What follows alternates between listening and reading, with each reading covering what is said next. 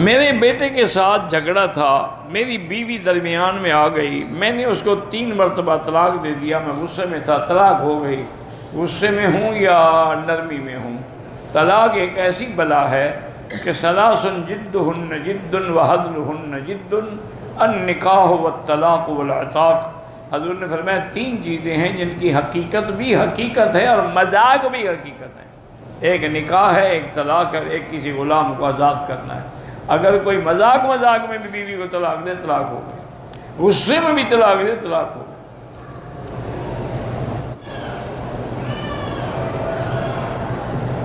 ظہور مہدی سے کیا ہوگا؟ اسلام کا غلبہ ہوگا، پوری دنیا میں اسلام چھا جائے گا، تمام باطل فرقے اور مذہب مٹ جائیں گے، یہودیت اور عیسائیت ختم ہو جائے گی۔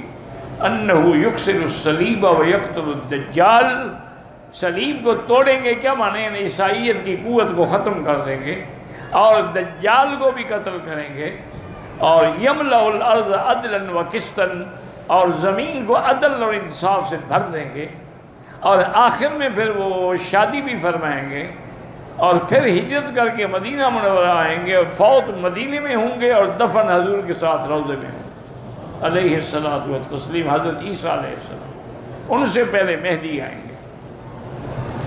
مہدی جو ہے ان کا بھی حضور نے فرمایا کہ نام ان کا، میرے نام محمد ہوگا، والد کا نام میرے والد کے نام پہ عبداللہ ہوگا، ماں کا نام آمنہ ہوگا، اور وہ میری نسل سے عرب ہوں گے۔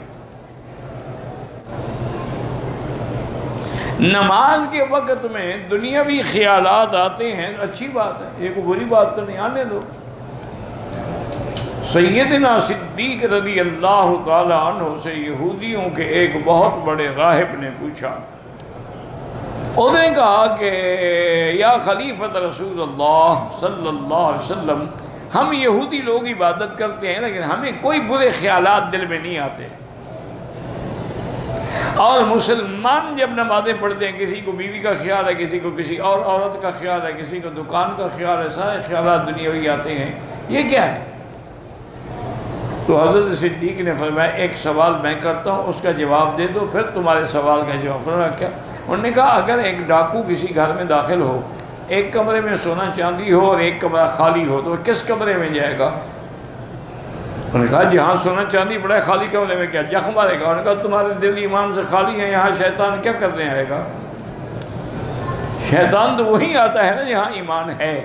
تو اس لیے یہ علامت ہے ایمان کی، کوئی بری بات نہیں ہے، بلا وجہ نہ آپ گھبرایا کریں۔ حضرت علی رضی اللہ تعالیٰ عنہ سے ایک آدمی نے کہا کہ حضرت میں جب نماز پڑھتا ہوں مجھے خیالات آتے، فرمایا اچھا اتنے مقام پر تم پہنچ گئے ہو؟ یہ تو بڑے اونچے مرتبے کی بات ہے کہ آدمی کو خیال، کیوں شیطان اسی کو بھٹکائے گا نا جو اللہ والا بن رہا ہے۔